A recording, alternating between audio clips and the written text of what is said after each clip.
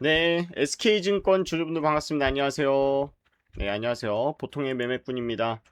자, SK증권 최근에 액면병합 이후에 아주 지지부진한 흐름 보이고 있는데, 우리가 이것을 어떻게 해석해야 될지, 그리고 전망이 좋은지 안 좋은지 한번 살펴보도록 하겠습니다.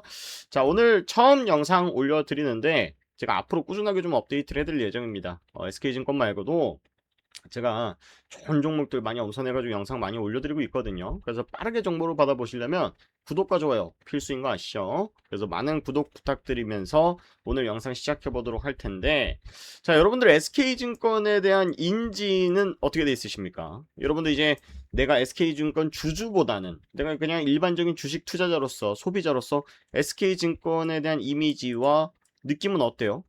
사실 저는 증권업에 10년 넘게 있지만 물음표가 정확한 답변인 것 같아요. 왜 그러냐면 여러분들 주주분들은 다 아시겠지만 SK증권이 실질적으로 SK그룹사가 아닌 거는 아시죠? SK그룹사가 아닌지는 상당히 오랜 시간 지났습니다.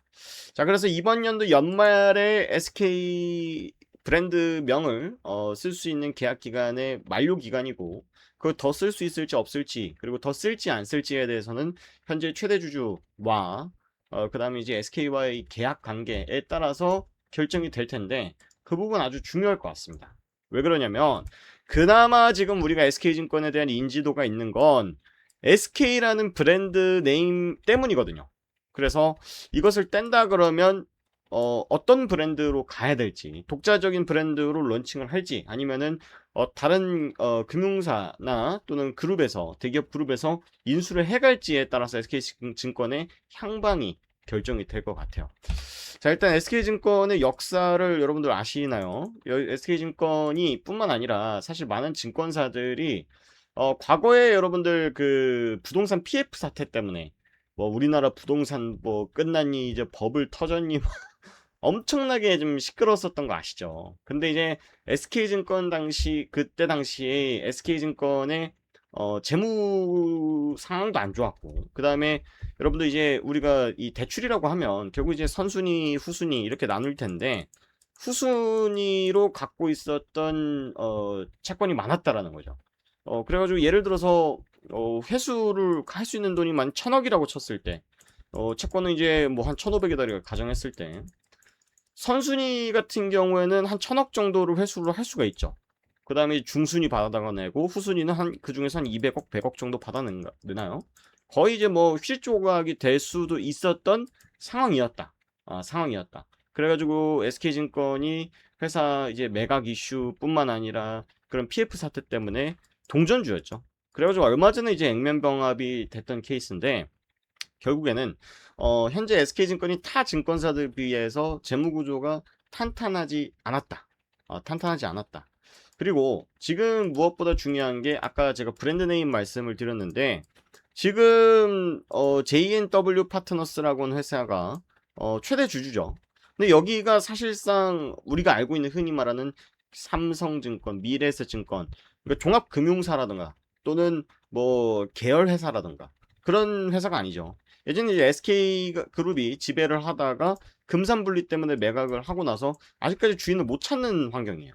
그러면 얘네들은 거의 뭐라 해야 될까요? 사모펀드처럼 얘네들이 적정히 밸류가 띄어졌을 때 이 회사 매각하고 엑시트할 가능성이 높고, 그 다음에 엑시트 이후에 어떤 회사가 인수를 해가냐에 따라서 SK증권의 향방이 갈린다라는 거예요. 자, 그런데 SK증권은 어느 정도 내부적인 이제 그 내실을 좀 다지고 있다라고 보여지는 게 뭐냐면, 과거에 이제 문제가 됐었던 게 PF 사태였다면, 최근에 저도 이제 증권사 리포트들을 많이 보는데요. SK증권에서 리포트들을 정말 열심히 쓰고 있습니다. 결국 뭐냐? 리스키한 PF라든가 IB 사업 이런 쪽보다는 리테일, 소매 쪽에 좀 더 신경을 쓰겠다라고 하는 액션들이 이런 증권사 리포트라든가 활동을 통해서 보인다라는 거고. 그러면 여러분들 우리 증권사 직원, 나 누구 증권사 직원이랑 관리 받고 있어 이런 분들 들어보신 적 있죠? 그런 분들이 대부분 브로커리지 사업이라고 해서 여러분들이 내는 수수료의 일정 부분을 이제 증권 영업맨들이 또 가져가는 구조인데, 증권사가 우리나라에 100개 넘는 거 아시죠? 근데 그 중에서 어느 곳은 우리가 흔히 아는 키움증권이나 삼성증권, 뭐 미래에셋, 토스증권 이런 것처럼 브로커리지 사업을 하는 곳도 있고 안 하는 곳도 있었다. 근데 SK증권은 브로커리지 사업의 비중이 아주 낮은 편이었고 다른 쪽에다가 집중을 했다가 그 하이리스크 하이리턴에 대한 사업을 하다가 PF로 때려 맞았던 케이스인데 이번에 이제 최대 주주가 브로커리지 사업에 대한 비중을 아주 높이고 있다. 얘가 이제 돈은 안 됩니다. 왜냐면 증권사들 간의 경쟁이 강하기 때문에 뭐 우리 증권사 가입하면 뭐 삼성전자 한 주 드릴게요, 뭐 테슬라 한 주 드릴게요, 이런 마케팅을 많이 하잖아요. 그럼 브로커리지 사업에 대한 수익성은 악화될 수밖에 없는데 대신 얘네들이 SK증권에 대한 인지를 조금 더 높여서 뭘 할 수 있냐면 결국은 얘네들이 그걸 가지고 추가적인 뭐 펀드에 대한 판매라던가 연금저축 뭐 여러 가지 상품들을 고객들한테 권유할 수 있는 파일을 시장에서 뺏어 오겠다라는 마음가짐으로 가고 있다라는 거죠.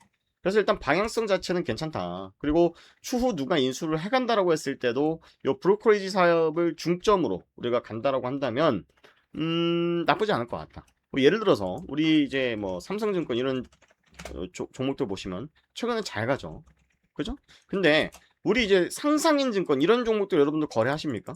상상인 증권 이런 애들은 잘 안 가요. 왜냐면 우리 상상인 증권은 보통 주식 담보 대출해주는 사업이라던가 기업들 대상으로 하는 영업들을 위주로 하지. 우리 그 삼성증권이나 미래에스 이런 회사들이랑은 조금 다른 성격이란 말이에요. 근데 삼성증권이 이번에 잘 가잖아요. 근데 SK증권도 나름 회사 재무 구조가 안 좋은 상황 대비해 가지고 주가가 선방을 하고 있다 라는 점들 봤을 때 브로커리지 어느 정도 성과가 나오고 있다라고 평가를 하는 게 좋을 것 같고, 이런 회사들의 특징이 결국 이제 주식 예탁금이랑 아주 연관이 있게끔 주가 연동성을 보여주죠. 지금 증시의 고객 예탁금이 한 130조 원 정도에 있습니다. 자, 그리고 신용잔고 지금 37조 원, 36조 원 왔다 갔다 하고 있는데 신용잔고가 높으면 높을수록 고객들 레버리지 많이 쓴다는 거고 신용 미수 거래 많이 한다는 건데, 그러면 그럴수록 당연히 수수료라든가 이자 이런 것들 많이 발생하겠죠. 그래서 증시가 화랑일수록 이렇게 브로커리지 사업하는 증권사의 주가들도 동반 상승하는 경우들이 있더라. 반대로 우리가 봤을 때 우리 삼성증권이 제일 그래도 네임밸류가 높으니까 월봉으로 본다면 얘네들은 증시가 갈 때 잘 가는데 증시가 조금만 안 좋으면은 아웃퍼폼을 합니다. 왜냐면 증시가 좋으면요 고객들이 뭐 여기서 뭐 주가가 삼성전자 주가가 100% 올라간다라고 했을 때 100%다 못 먹잖아요. 여기 중간중간에 따먹으면서 거래량 발생시킨다라는 거야. 그런데 증시가 빠질 때는 어떻게 해요? 고객들이 증권사 고객들이 거래를 안 하죠. 예, 거래를 안 합니다. 물타기 조금씩 하나요? 손절을 안 하잖아요, 개인 투자자들. 그러니까 증시가 안 좋을 때는 증시와 똑같은 레벨로 하락하는 게 아니라 언더퍼폼하는 경향을 보이더라. 그래서 증시의 향방과 SK증권의 주가를 같이 보셔야 될 필요가 있다. 그래서 이제 총평을 본다면 어떻게 생각하냐? 저는 증시가 단기간에 조정을 주든 더 가든 간에 화랑을 보일 거다라고 SK증권 잘 갈 거다라고 봅니다.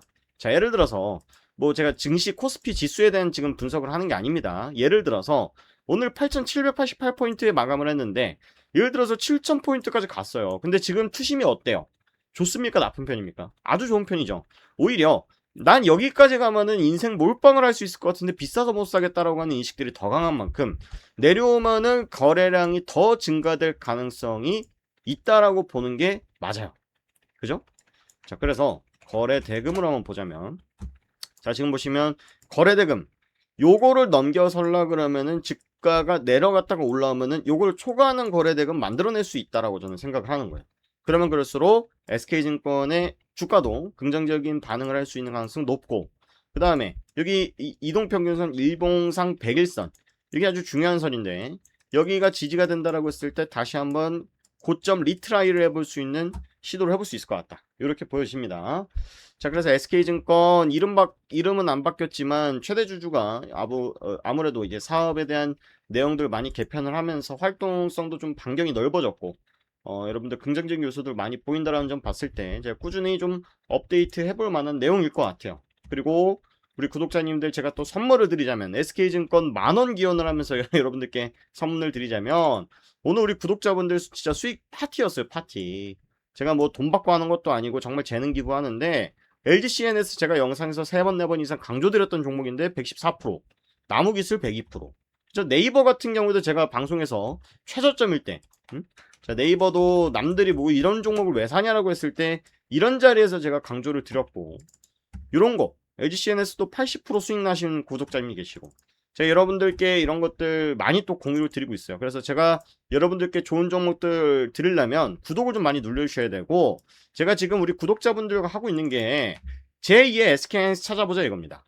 제2의 SK하이닉스 너무 비싸서 못 사겠다라고 하시는 분들, 엄선해서 제가 SK하이닉스를 비슷한 종목들 많이 찾아서 바닥에서 올라올 수 있을 만한 종목들 엄선을 드리겠다. 나무기술, LG, CNS, 네이버 같은 종목들 많이 들어볼 테니까 우리 100% 목표로 해서 한번 가보자고요. 그래서 여러분들 구독 인증 꼭 해주셔야 되고요. 구독 누르는 거, 좋아요 누르는 거 돈 드는 거 아니니까 많이 좀 도와주시고, 여러분들 요 번호로 상한가 요 세 글자만 보내주시면 제가 무료로 참여 도와드립니다. 그래서 돈 받는 거 전혀 없고 이상한 놈 아니니까 여러분들 같은 개인 투자자로서 실전 투자에 참여해서 제가 입상도 하는 그런 사람이니까 여러분들께 도움 드리고, 여러분들께서도 저희 채널을 성장하라고 많이들 응원해 주셨으면 좋겠다라는 말씀 드리면서 오늘 SK증권 영상 여기까지 마무리하도록 하겠습니다. 추후에 주가에 대한 내용들 변동사항 생기면 텔레그램에 제가 업데이트 해드릴 테니까 텔레그램 방 입장하셔서 받아보시면 좋을 것 같아요. 아시겠죠? 고맙습니다.